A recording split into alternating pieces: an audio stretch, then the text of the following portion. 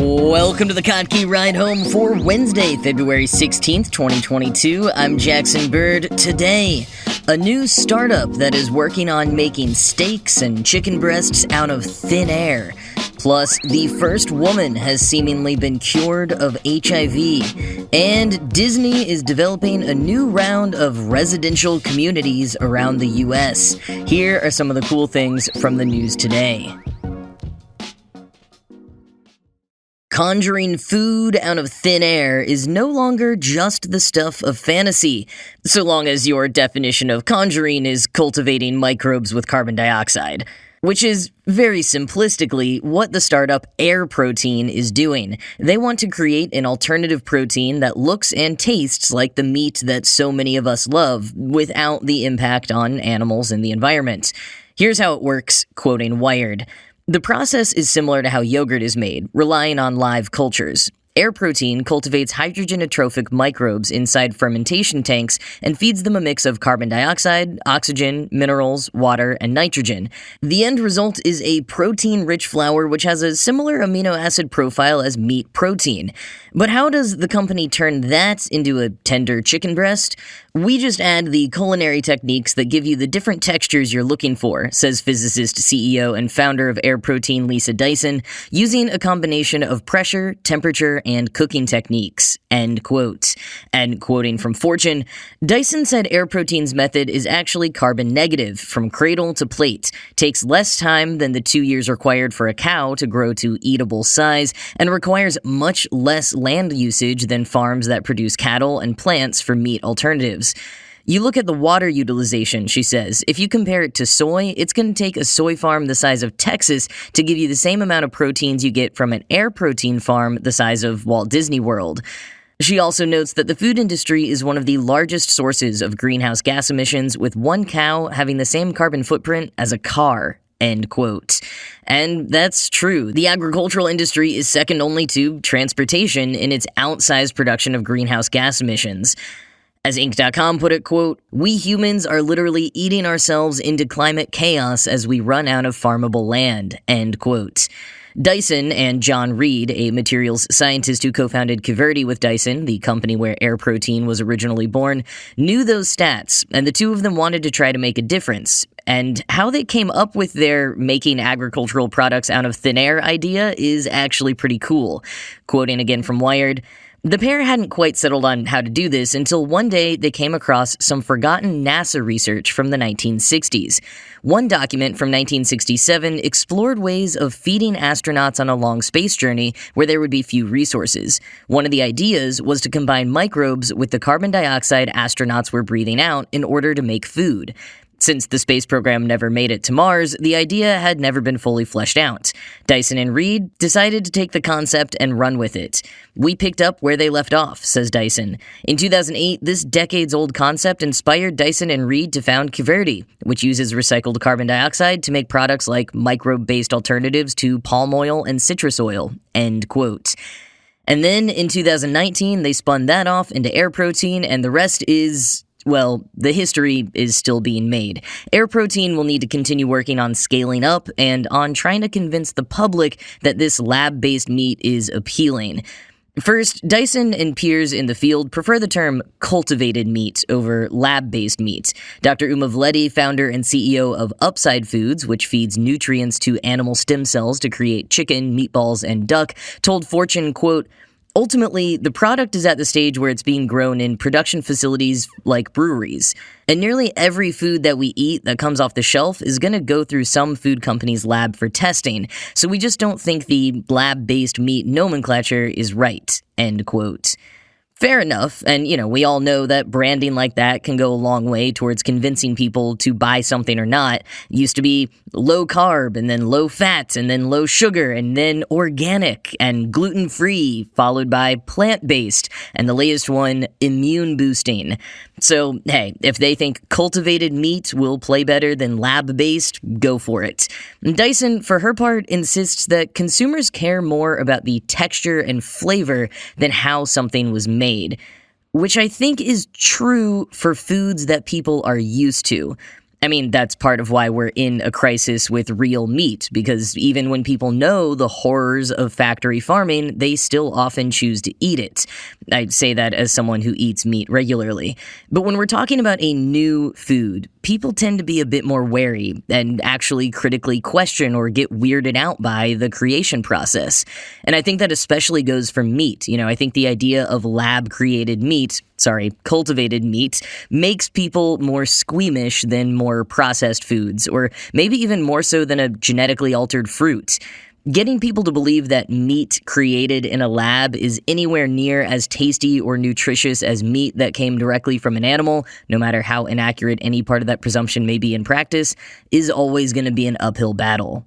Or at least it seems that way to me, having grown up in hunting and barbecue territory in Texas, but enough investors seem to think the tides may be changing on alternative proteins.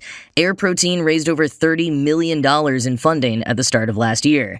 And while Air Protein, with a patent filed in 2007 and proof of concept launched 3 years ago, is officially the first carbon-negative protein source, Dyson hopes they're not the last. She told Inc. last year, quote, "I see Air Protein as impacting the future of meat by creating a whole new way of making meat.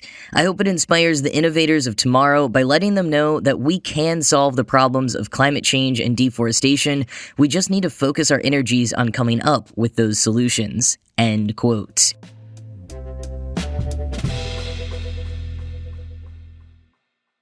A third person seems to have been cured of HIV using a new method. Not only was a new method employed, but the person in question is a woman of mixed race, which will provide scientists with more data for potentially curing people across sexes and races. The New York Times points out that women do actually account for more than half of HIV cases around the world, but unfortunately only make up 11% of participants in cure trials. This patient in particular was past middle age and diagnosed with HIV in 2013. She was subsequently diagnosed with leukemia in 2017. Quoting the New York Times, "In August of that year, she received cord blood from a donor with the mutation that blocks HIV's entry into cells.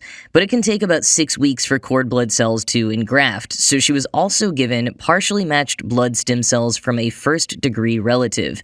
The half-matched haplocells from her relative propped up her immune system until the cord blood cells became dominant, making the transplant much less dangerous," said Dr. Marshall Glesby, an infectious disease expert at Weill Cornell Medicine of New York and part of the research team.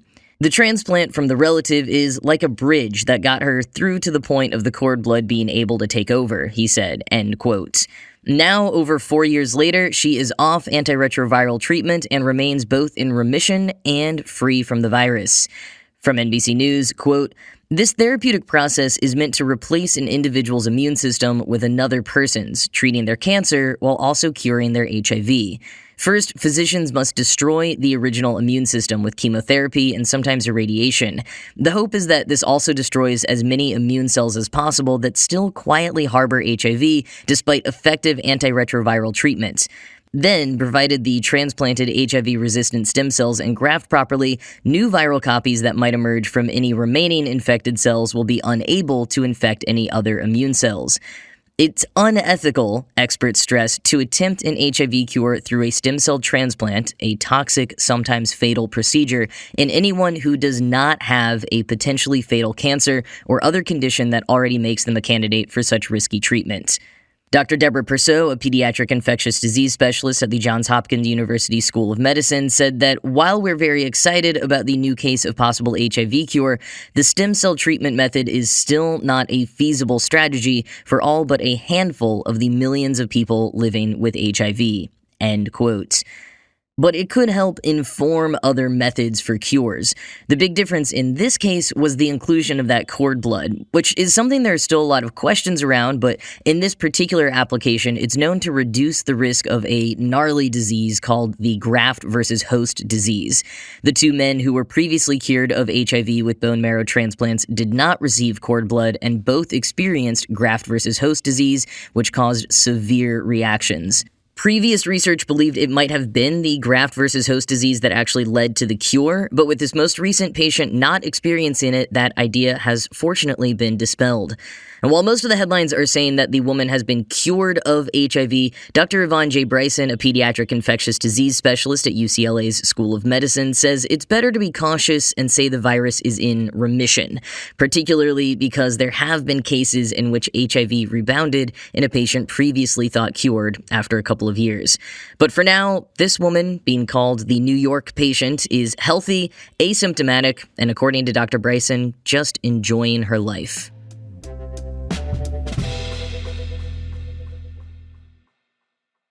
Disney is officially getting into the city planning markets again. This afternoon, they announced Story Living by Disney, a series of neighborhoods across the U.S. that will, quote, be infused with the company's special brand of magic. The first and so far only announced community will be in Rancho Mirage, California. Quoting Bloomberg, the Rancho Mirage project, dubbed Cotino, is being built in collaboration with Arizona-based DMB Development, which specializes in planned communities. The 24-acre project will include at least one section for residents 55 years or older, and home buyers will have the option to choose from estates, single-family homes, and condominiums. Disney employees trained in the company's legendary guest service will operate the community association, the company said. Disney will also provide access to curated experiences, including wellness programming, entertainment, philanthropic endeavors, and seminars. Disney Imagineers, its term for theme park designers, will help develop the communities, although it's not clear how much of Disney's branding will be present. End quote. Cotino will also be centered around a large body of water, which Disney describes as being kept clear and turquoise using their Crystal Lagoons technology deployed at its resorts. Members of the public will be able to visit the community by purchasing day passes because everyone knows nothing says peaceful luxury like a regular stream of tourists ogling at your Disney-branded street signs. As The Verge points out, quote, it's not the first time Disney has explored residential developments like this. In 1996, it opened the gates of Celebration, Florida, a master-planned community near Walt Disney World Resort, and in 2011 opened its luxury Golden Oak Resort in the same state, where prices for homes originally started at $1.6 million. Not all of these communities have been successes, though. Celebration, Florida, for example, suffers all sorts of mundane and unmagical problems like leaks and mold. Disney itself is not responsible for maintenance. With this latest venture, Disney apparently wants to revisit its residential dreams while focusing on the vague and eternally sunny concept of storytelling. As the company's chairman of Disney Parks Experiences and Products, Josh D'Amaro, puts it in a blog post, its new communities are all about expanding storytelling to story living, hence the name. And what exactly that means in practice isn't clear. Is story living just the company's way of saying, you'll have a really nice life if you pay us a lot of money? End quote. So, on the one hand, as many people are pointing out, this and previous forays into planned communities are kind of in line with Walt Disney's original vision for EPCOT. As Harvard professor of urban design Alex Krieger explains, shortly before Disney's death, he announced his intentions to build a 27,400-acre town in Central Florida that would be a living blueprint for the future, the Experimental Prototype Community of Tomorrow, or EPCOT. It was meant to be an entire town, not just a part of the park. And it would be an innovation hub, a vacation land for visitors, and utilize both an intricate underground road and extensive above-ground monorail to banish cars from sight. Krieger overall describes it as a radical vision. So maybe these new story-living communities will be a new execution of Walt's vision. But on the other hand, Disney, since Walt's death, has become such a giant media conglomerate that watching the promo video honestly feels a little eerie, like it's another corporation trying to own every single aspect of a person's life. And in the video, there is no visual or verbal hint that these communities will be anything like a Disney park or resort. There's no hints of the 24/7 cosplaying that everyone tweeting about Disney adults today is imagining. It really just seems to be a corporation buying up land and making some form of corporate utopia. Walt Disney's plans for building a town in the mid-60s came right as many other rich people were engaging in similar aspirations. Successful entrepreneurs who turned to creating towns in what became known as the New Towns movement are how we now have Irvine, California, Columbia, Maryland, and the Woodlands, Texas. We're seeing a little bit of similar movement bubbling up today. I've mentioned before Mark Lorie's plans for Tolosa and Jeffrey Burns, CEO of Blockchains, who wants to build a smart city. And then there's just the pandemic-exacerbated pattern of well-off urbanites ditching the city for small towns. It was a similar case of urban living going out of vogue with the upper middle class and above that led to the New Towns movement back in the 1960s. But Disney isn't one rich dude with a vision anymore. It's one of the biggest companies in the world, so it's a little harder to see the passion and motivation in this particular new endeavor. But I guess we'll just have to see how it develops.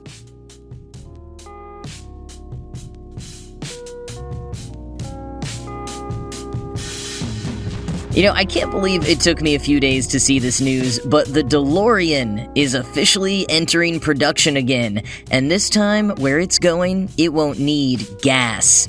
Sadly, that doesn't mean that it will come equipped with a Mr. Fusion powering the flux capacitor with household waste, but rather that the new announced line of DeLoreans will be electric. That is, if we can really believe it's happening. Stephen Wynn, the former British engineer who acquired the rights to the DeLorean Motor Company in the mid-90s, has been trying to relaunch the DeLorean DMC, made famous by Back to the Future, ever since then, encountering a number of regulatory issues along the way, so fans aren't holding their breath. And there's not much information yet. The DeLorean Motor Company just posted a teaser ad on Twitter on Sunday that basically just shows a silhouette of the famous gull-wing doors and says that the car will premiere in 2022. So now we wait. Despite how skeptical I am, I have to say that if it actually happens and it's anything close to a decent car that I could in any way conceivably put money down, I will do whatever it takes to own this car. I have always wanted a DeLorean, and to have one that's new instead of falling apart and electric, yeah, sign me up. And speaking of series that I would rewatch literally any time at the drop of a hat, two of the stars from Downton Abbey have teamed up to form a band. Michelle Dockery, who plays Lady Mary, and the fittingly named with that last story Michael Fox, who plays the footman Andrew starting in Season 5, are putting out their first EP in May under the band name Michael and Michelle.